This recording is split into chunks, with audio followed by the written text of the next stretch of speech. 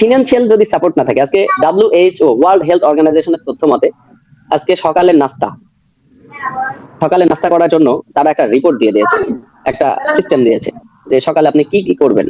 তারা বলছে যে বিফোর ফজর একটা মানুষ ঘুম থেকে উঠবে, ঘুম থেকে ওঠার পরে সে কি করবে, সে তার প্রেয়ার বা তার সৃষ্টিকর্তার জন্য যা করা দরকার সেগুলো করবে ফার্স্ট, এন্ড দেন সে প্রথম যে জিনিসটা করবে সেটা হচ্ছে 3 থেকে 6 পিস খেজুর তার শরীরের জন্য, 3 থেকে 6 পিস খেজুর, তারপর হচ্ছে একটা ডিম, একটা ডিম, এগুলা খাবে, পানি খাবে, পর্যাপ্ত পানি খাবে, এন্ড দেন সে চলে যাবে জিম করতে।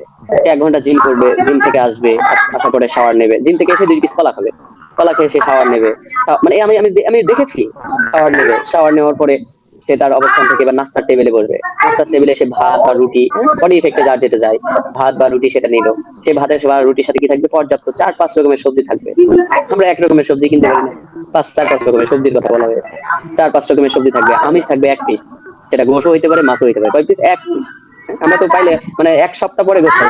বাংলাদেশের নিয়ম অনুযায়ী বাংলাদেশের মানুষ শুক্রবার গোস খায়, আর আমি এটা দিয়ে হাসি। এটা আয়োজন করে এরা শরীরে আমিষ নেই, শুক্রবারের দিন এরা গোস খাইতে হবে। কারণ কি, এরা ফিনান্সিয়াল দুর্বল, কারণ এরা শুক্রবারটা চয়েস করে রাখছে আমিষ খাওয়ার জন্য, বাকি 7 দিন খাবে না এরা। কিন্তু WHO ভিন্ন কথা বলছে, শরীর ফিট রাখার জন্য।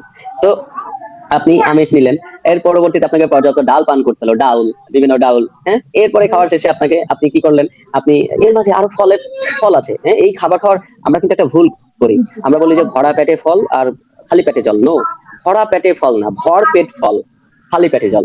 অর্থাৎ ভরপেট ফল মানে পেট ভরে ফল খেতে হবে, আর খালি পেটে জল খেতে হবে। কিন্তু না, আমরা মানে এই কুসংস্কার, মেডিকেল সায়েন্স বলছে যে যদি কেউ ভরা পেটে ফল খায় তাহলে ওইখান থেকে তার বিক্রিয়া শুরু হবে, আপনার বিভিন্ন অ্যাসিডিটি বিক্রিয়া শুরু হবে, বিক্রিয়া শুরু হলে কিন্তু আলসার, ক্যান্সার, বিভিন্ন ঝামেলা তৈরি হয়।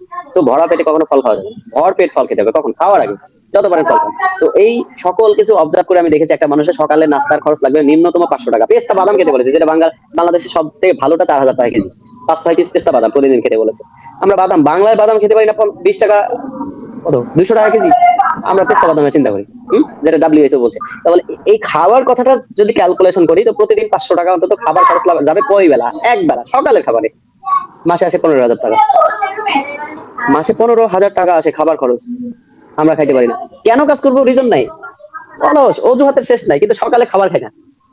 লজ্জা আমাদের থাকা উচিত যে আমরা সকালের খাবারের টাকাটা যোগান দিতে পারতেছি না, এদিকে আমরা মানুষের কথায় নেগেটিভ হচ্ছি, আমরা ডিসিশন মেকিং করতে পারতেছি না, আমরা অলস হয়ে যাচ্ছি, আমরা বৃষ্টির দোহাই দিচ্ছি, আমরা রোদের দোহাই দিচ্ছি, আমরা রাতের দোহাই দিচ্ছি, শীতের দোহাই দিচ্ছি, গরমের দোহাই দিচ্ছি, কত দোহাই, কত অজুহাত আমাদের। কিন্তু আমাদের এগুলা ঠিক না, কারণ আমরা বাঙালি। বাঙালিকে ব্রিটিশ কিভাবে ছোট করছে? ব্রিটিশরা বলেছে ঘুষ নেওয়া অন্যায়, বাঙালি শুনেছিল ঘুষ নেওয়া অন্যায়। বাঙালি মানে ব্রিটিশ বলেছে যে ঘুষ নেওয়া অন্যায়, আর বাঙালি শুনেছে ঘুষ নেওয়া অন্যায়, কাছাকাছি। যার কারণে এরা ঘুষটাকে অন্য একটা আয় মনে করছে। তো আমাদের অবস্থা হচ্ছে এরকম। আমরা নেটওয়ার্ক মার্কেটিং কে, মানুষ বাইরের রাষ্ট্র বলছে this is the great fashionable profession, this is the great smart profession, this is the great beautiful profession. RF3 world, just wait করেন, RF3 লিড করবে ইন দ্য ওয়ার্ল্ড, পৃথিবীকে। জাস্ট কিছুদিন। আমার মনে হয় যে এদের যে প্রোডাক্ট কোয়ালিটি বা এদের যে টিম কোয়ালিটি, এদের ইনকাম জেনারেট সিস্টেম, এদের যে বাইনারি সিস্টেম, সবকিছু রিসার্চ আমি পাচ্ছি এটা অনেক দূরে বা অনেক ভীষণ মিশনার কমপ্লিট করতে পারবে।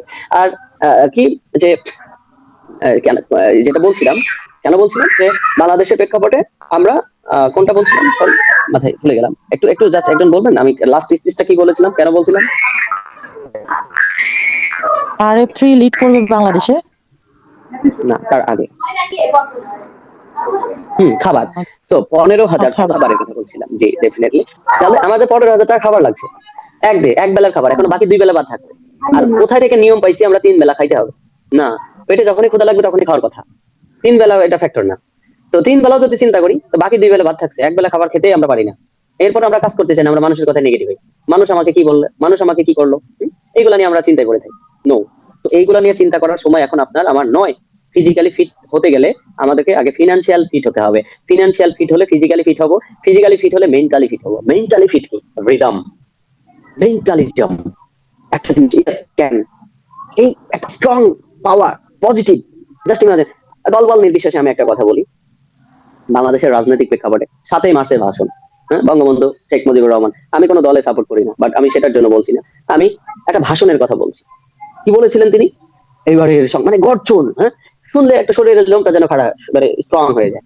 একটু মনে হয় যুদ্ধে ঝাঁপিয়ে পড়ি, যুদ্ধে ঝাঁপিয়ে, মানে যুদ্ধ কে করছে ভাই? আমার তো ওই সময় যুদ্ধ, আমি যুদ্ধে যাইও নাই, আমার বাপ দাদার কেউ নাই, তো ওইটা নিয়ে আমি কথা বলবো না। জিয়া করছে কি, ডাজন ফ্যাক্ট, যুদ্ধ হয়ে গেছে, ওইটা আমার হেডেক না, ওইটা দিয়ে আমাকে কেউ খেতে দিত না। কিন্তু কি করছে এবারে সংগ্রাম, স্বাধীনতার সঙ্গে মেন্টালি, হ্যাঁ, কি একটা মেন্টাল স্ট্রং একটা বক্তব্য দিয়েছে, কনফিডেন্ট আকারে বক্তব্যটা দিয়েছে, যার কারণে হয়তো মানুষের শরীরে একটা অক্সিটোসিন পর্যন্ত, মানে ডোপামিন থেকে অক্সিটোসিন হরমোন পর্যন্ত কাজ করে গেছে, যার কারণে বাস দিয়ে যুদ্ধ করছে। আর আমাদের মেন্টালিটা কি, একটু যদি আমাদের অবস্থা খারাপ হয়, হ্যাঁ, লুল শেষ। মুখের দিকে তাকালে মনে হয় 25 বছরের একটা যুবক তাগড়া ছেলে, একে কলিকাতা হারবাল খাওয়া লাগে। Don't mind please. মানে কোথায় আমাদের মেন্টাল অবস্থা, কোথায় আমাদের অবস্থা? 30 বছরের কথা, 30 বছরের 30 ইয়ার্স ওল্ডের একটা ছেলে, তার দিকে তাকালে মনে হয় যে 60 ইয়ার্স ওল্ড। কেন? মানে এমন কন্ডিশন তার ঘটে গেছে, এমন অবস্থা তার শরীরের মধ্যে নিয়ে চলে আসছে। কেন? তার অজুহাত খুঁজেছে, যে সময়টা কাজে লাগানো দরকার সে সময় নেগেটিভ চর্চা করেছে, মানে নেগেটিভ চিন্তা করে গেছে, রং ডিসিশনের দিকে চলে গেছে, রাইট ডিসিশন মেকিং করতে পারেন, ডিসিশন কেন নেবে সেটাও জানে না, যার কারণে তাদের এই অবস্থা, মেন্টালি ফিট। তো আজকে যদি শেখ মুজিবুর রহমান ওইভাবে ভাষণটা না দিয়ে যদি এভাবে ভাষণটা দিত, যে এভাবে দিচ্ছে, ধরেন স্পিকার হাতে নিয়ে এভাবে মাইক্রোফোন হাতে, এবারের সংগ্রাম হচ্ছে মুক্তির সংগ্রাম হইতেই পারে, যদি আমরা চাই তো হইতে পারে মুক্তির সংগ্রাম। এবারের সংগ্রাম ওই স্বাধীনতার সংগ্রামও হইতেও পারে, যদি আমরা যুদ্ধে নামি আর কি, রক্ত দিয়েছে, আর একটু প্রয়োজন হলে দিব, যদি পারি সংগ্রাম করে যাব, স্বাধীন হইলে হইছে, না হলে দেখা যাবে, চেষ্টা তো করি। মানে মেন্টাল, আমরা আমাদের confident level, network marketing a really, network marketing আমরা যখন প্রেজেন্টেশন দেই, আমাদের কনফিডেন্স লেভেল এই লাস্টের মেন্টালিজমের মতো থাকে, ভয় পায়। মানে ফার্ম গেটে, বাংলাদেশের ফার্ম গেটে ইয়াবা বিক্রেতার মতো, এই ধর ধর ধর, মানে আপনি যে একটা অপরচুনিটি দিচ্ছেন, প্রোডাক্ট ডাজন্ট ফ্যাক্ট, নেটওয়ার্ক ইন্ডাস্ট্রিতে প্রোডাক্ট আমি ভ্যালু করি না, আমি আমার কাছে, আমি প্রোডাক্টের জন্য, আরে ভাই আমি আমি মানে আমার ফোন, আচ্ছা ওইখানে আমার কথা হচ্ছে যে নেটওয়ার্ক মার্কেটিং এ প্রোডাক্টের জন্য আমার আসার চিন্তা না, আমার আসার চিন্তা আছে ক্যারিয়ারের জন্য। প্রোডাক্ট আমি নেটওয়ার্ক মার্কেটিং এর টাকা দিয়ে প্রোডাক্ট কিনবো, আমার এখানে অ্যাপেল ফোন, ভালো ফোন পাইতে হবে, ভালো বিউটি কেয়ার বা বিউটি, এগুলো দরকার ভাই। ওই প্রোডাক্টটা নিয়ে আমি ফেলে দিলাম, don't mind please, product doesn't fact, opportunities is fact. পৃথিবীতে সব থেকে অপরচুনিটির দাম বেশি, প্রোডাক্টের দাম না, প্রোডাক্টের কোনো দাম হয় না, অপরচুনিটির দাম। আমরা ফ্যান কিনি কেন, আমরা এসি কিনছি কেন, আমি এসি লাগাইছি কেন, এসি কেন, এসি কারণ কি, ঠান্ডা, আমি ঠান্ডার জন্য এসি কিনছি, আমি কিনছি কি, ঠান্ডা কিনছি, এসি কিনি নাই, ঠান্ডা। ফ্যান কিনছি কেন, বাতাস কিনছি, ফ্যান কিনি নাই, বাতাসের জন্য ফ্যান, অপরচুনিটিস কিনছি। পৃথিবীতে অপরচুনিটিস এর দাম বেশি, প্রোডাক্টের দাম না। তো প্রোডাক্ট ডাজন্ট ফ্যাক্ট, আপনার ভিতরে যদি কোয়ালিটি ডেভেলপমেন্ট হয়, আপনার মেন্টালিজম যদি স্ট্রং হয়, আপনার ভিতরে তথ্যবহুল মানে ইনফরমেটিভ যদি আপনার ব্রেন থাকে, তথ্য থাকে, সহজ, আপনার কনফিডেন্ট থাকবে অন্যরকম। আরএফ নিয়ে আপনি কথা বলবেন, মানে মানুষ আপনার কথা শুনবে।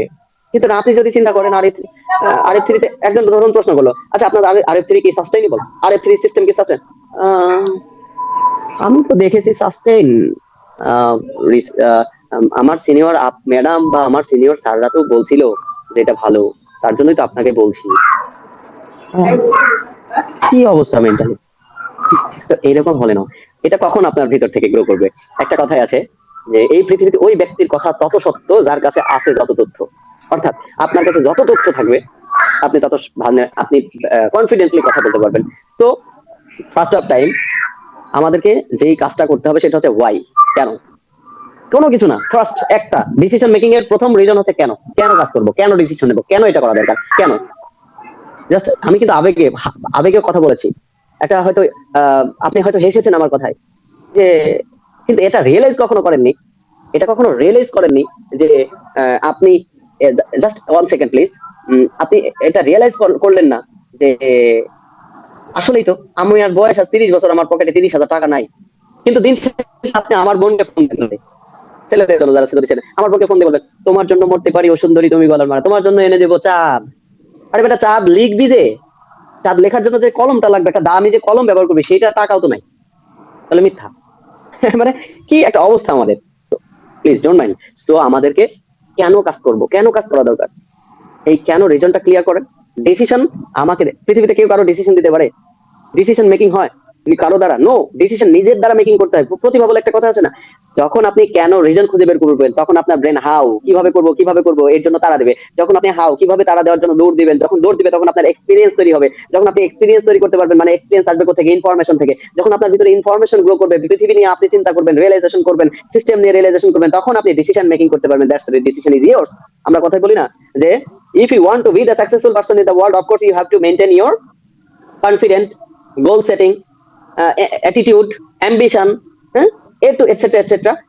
When the fulfill your desire, when the fulfill your desire, not for desire, burning desire, when the achievement in your brain to burning desire, then obviously you have to get and you have to achieve in the dream, in your dream, but decision is yours.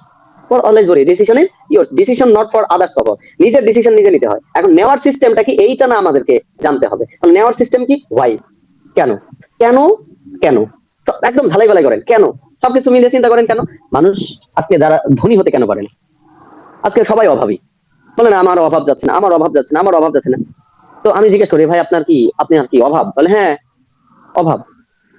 ভাই অভাব যাদের আছে তাদের সারা জীবন অভাব থাকবে, but তারাই জীবনে অভাব মুক্ত হয় যাদের মধ্যে অভাব বোধ তৈরি হয়। অভাব আর অভাব বোধ আকাশ পাতাল পার্থক্য। আমার অভাব আছে, আমার কাছে এখন রোলস রয়েস নাই। আমার অভাব আছে, আমি হরিণের গোশত কেন আজকে খাইতে পারছি। আমার না মন খারাপ, আমি ইলিশ মাছের ডিম দিয়ে ভাত খেতে পারছি না, শেষ। কিন্তু এই বোধটুকু নাই। আরে আমি মানুষ, ইলিশ মাছ তো আমার জন্যই, রোলস রয়েস তো আমার জন্যই, অ্যাপেল তো আমার জন্যই, আমি কেন কিনতে পারতেছি না? ভাই এই রিজন যেদিন ব্রেনের মধ্যে চাপ দিয়ে দিব, ব্রেন অটোমেটিক হাও কিভাবে করবো, দৌড় দাও, অটো ডেভেলপমেন্ট করে দিবে, অটো দূরে আপনাকে টার্ন ওভার করে দিবে। So be capable first, financially, physically, mentally. এটার জন্য কি করতে হবে?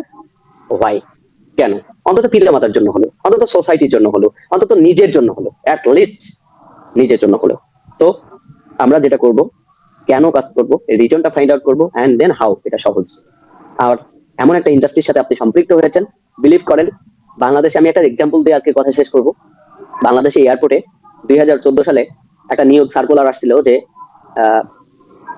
সুইপার নিয়োগ দেওয়া হবে, ক্লিনার, ক্লিনার নিয়োগ দেওয়া হবে, যেটা বাংলায় সুইপারই বলি, ক্লিনার নিয়োগ দেওয়া হবে। তো ক্লিনারের সার্কুলার আসছিল। মজার ব্যাপার, সেখানে 7 বস্তা সিভি আসছিল, 7 বস্তা সিভি করছিল। মানে ওইটা তো একটা কন্ট্রাকচুয়াল ছিল, ওটা গভর্নমেন্ট, মানে এটা একটা নথিপত্র, মানে এটা সরাসরি গভর্নমেন্টের না, ওটা একটা প্রজেক্টের আন্ডারে ছিল আর কি। মানে যেই এয়ারলাইন্স, সেই এয়ারলাইন্সের একটা প্রজেক্টের আন্ডারে। তো বিমানবন্দরে 7 বস্তা সিভি আসছে। এটাতে মানে অবাক করার বিষয় না, বাট অবাক করার বিষয় কি জানেন? 7 বস্তা সিভি যখন ওপেন করে তখন দেখা গেছে সর্বনিম্ন অনার্স কমপ্লিট করা স্টুডেন্ট, মানে অনার্স কমপ্লিট করা স্টুডেন্টরা সিভি দিছে কোথায়? ক্লিনার পদে। মানুষের অবস্থা কোথায় গেলে কি অবস্থা দাঁড়ায়? তাহলে সাকসেসের জন্য সব থেকে প্রথম যে জিনিসটা প্রয়োজন সেটা হচ্ছে প্লেস। সেটা কি? প্লেস। যদি পৃথিবীতে প্লেসটা আপনি নির্ধারণ করে ফেলতে পারেন, আপনি না চাইলেও মানুষের ঠেলাতে আপনি উঠে যাবেন। বিলিভ না, উদাহরণের সাথে আরেকটা উদাহরণ যদি আমি দিই তাহলে আপনি বুঝতে পারবেন। আমরা বাঙালি, আমরা ধানের ফসল ফলাই। তো ধানে আমরা দেখি যে কৃষকরা ধান মাড়াইয়ের সময় একটা চালনি দিয়ে ছাকে, অথবা হচ্ছে একটা কুলাই দিয়ে এরকম করে বাড়ি দেয়, এরকম করে বাড়ি দেয়। তো বাড়ি দেওয়ার কারণ কি? উপরের চিটা ধান, যেগুলা লিকুইড না, যেগুলা ধানের ভিতরে কোনো চাউল নাই, এরকম লিকুইড ধান উড়ে উড়ে চলেছে। তো ওই যারা চলে গেল তাদের কি কোনো দাম আছে? তারা ঠুনকো, তাদের কিছু নাই। আর লিকুইড ধানগুলোর কিন্তু দাম আছে। বাট মজার ব্যাপার কি জানেন? এখানে এই লিকুইড ধানের ভিতরেও কিন্তু চিটা ধান কয়েকটা পাওয়া যায়। এখন কৃষক তো সর্বোচ্চ চেষ্টা করলো, বাট তারপরেও চিটা ধান থাকলো কেন? এখন দেখেন, এই চিটা ধান কোনো দাম নাই, বাট শুধু লিকুইড ধানের সাথে অ্যাটাচ থাকার কারণে তারা দামি, তারা 1000 টাকা মন। বাট তারা যারা ছুড়ে চলে গেছে, তাদের কোনো ভ্যালু নাই, তাদের কোনো দাম নাই। কেন? জাস্ট ফর এক্সাম্পল, ইমপ্লিমেন্ট কি? প্লেস। আজকে RF3 ওয়ার্ল্ড যে প্লেসটা আপনি পেয়েছেন এবং যে মেন্টর আপনি পাচ্ছেন, আমাদের এই যে হেনা ম্যাম, এই যে মেন্টরটা আপনি পাচ্ছেন, বিলিভ করেন ওনার মধ্যে অনেক দক্ষতা আছে। আমি ওনার সাথে ম্যাক্সিমাম টাইম কথা বলার সুযোগ হয়েছে, বা কথা বলেছি, আমি সময় বের করেছি, উনি সময় বের করেছে, কমিউনিকেশন হয়েছে। ওনার মধ্যে একটা অন্যরকম সৃষ্টিকর্তা প্রদত্ত নেটওয়ার্ক মার্কেটিং এর উপর একটা, মানে একটা বলে না ব্লাডে মিশে গেছে নেটওয়ার্ক মার্কেটিং, এরকম একটা হয় না? ব্লাডে মিশে গেছে, তো ব্লাড থেকে কোথায় যাবে? ব্লাড থেকে ব্রেন, ব্রেন থেকে হরমোন নিঃসরণ হবে। মানে ভালো ভালো জিনিস বের করবে। তো উনার ভিতর থেকে কিন্তু ভালো ভালো জিনিস বের হচ্ছে, ভালো ভালো আইডিয়া জেনারেট করতে পারছেন, যেটা আমি আমার জায়গা থেকে আমার ভালো লাগছে। তো এরকম একটা মেন্টর পাচ্ছেন, তার মানে কি আপনি প্লেস পাচ্ছেন ভালো, আপনি মেন্টর পাচ্ছেন ভালো। আপনি যদি চিটা ধানও হন, বিলিভ ইট অর নট, আপনি জাস্ট যদি লেগে থাকতে পারেন, আপনার জীবনে কোনো কিছু না হইলেও, যদি কিছু না হইতে পারতো, হয়তো আপনি চিটা ধান নিজেকে যদি ফিল করেন, আপনি যদি উড়ে না যান, তাহলে এই লিকুইড ধানের সাথে যদি আপনি চাপতে ধরে থাকতে পারেন, বিলিভ করেন আপনি ইন ফিউচারে কোটি টাকা মূল্যের সম্পদে নিজেকে বিল্ড করতে পারবেন। ডিসিশন ফার্স্ট, জিততে হবে, করতে হবে, দেখা হবে বিজয়ে, এই উল্লাসেই নিজের ব্রেন ডেভেলপমেন্ট করতে হবে। সেই আশাবাদ ব্যক্ত রেখে আমি আপনাদের মাঝ থেকে বিদায় নিচ্ছি। আল্লাহ হাফেজ। অসংখ্য ধন্যবাদ আনাস স্যার। অসাধারণ কিছু কথা আমার জানা ছিল না, যেগুলো আজকে আমাদের সামনে আপনি তুলে ধরেছেন। অলরেডি আমি নোট করেছি। সেটা হচ্ছে ওয়াই এবং হচ্ছে হাউ। ওয়াই মানে হচ্ছে কারণটি, মানে কারণটি যত শক্তিশালী হবে আপনার সফলতার সম্ভাবনা তত বেশি বাড়বে। আর হাউ মানে হচ্ছে কারণ খোঁজার পর আসে সঠিক নিয়মে কাজ করার কৌশল। তো এই দুটো আমি নোট করেছি, ওয়াই এবং হাউ। আমি নিজেও কিন্তু কখনো এভাবে চিন্তা করি নাই। তো আজকের মিটিং থেকে আমি জানি না কে কতটুকু নিতে পেরেছেন, কিন্তু আমি অনন্য আফসার কিন্তু অলরেডি অনেক কিছু নিয়ে নিয়েছি এবং আমি ডায়েরিতে নোটও করে ফেলেছি। আগামী কালকে থেকে আমাকে কি কি করতে হবে এবং কি কি কৌশলে আমাকে আগাতে হবে। তো আপনাকে আসলে অনেক ধন্যবাদ জানাচ্ছি আমার পক্ষ থেকে এবং আমার টিমের পক্ষ থেকে। দেখা হবে বিজয়। সবার পক্ষ থেকে আপনাকে ধন্যবাদ জানাচ্ছি। এভাবেই আমাদের পাশে থাকার চেষ্টা করবেন, ইনশাল্লাহ আপনার সাথে আবার দেখা হবে, কথা হবে। আর ওকে, থ্যাংক ইউ। সবাই লেট মি ম্যাম, জি জি ওকে, থ্যাংক ইউ। আমি আপনাদের মাঝ থেকে এই মুহূর্তে বিদায় নিচ্ছি। যারা পার্টিসিপেন্ট ছিলেন, অসংখ্য ধন্যবাদ আপনাদের, আপনাদের ফিডব্যাক আমি দেখেছি, অসংখ্য ধন্যবাদ। আমার এতক্ষণ ক্লান্তি মুহূর্তটা কাটিয়ে যাচ্ছে আপনাদের ফিডব্যাক দেখে। আমি চাই আপনারা অনেক ভালো কিছু করুন, আমাদের সাথে থাকুন, এই আরএফসি ওয়ার্ল্ডের সাথে থাকুন, আপনারা কি গঠন করুন, বাবা-মার জন্য অন্তত ভালো কিছু করুন, সেই আশাবাদ দেখে আমি সকলকে আমার অন্তরের অন্তরস্থল থেকে শুভেচ্ছা জানিয়ে আমি আপনাদের মাঝ থেকে বিদায় নিচ্ছি। আমার একটু ফ্যামিলিয়ার টাইম প্লিজ। আমি ইনশাল্লাহ I will connect with you in after. Okay, আল্লাহ হাফেজ। জি জি, অসংখ্য ধন্যবাদ স্যার আপনাকে। আল্লাহ হাফেজ।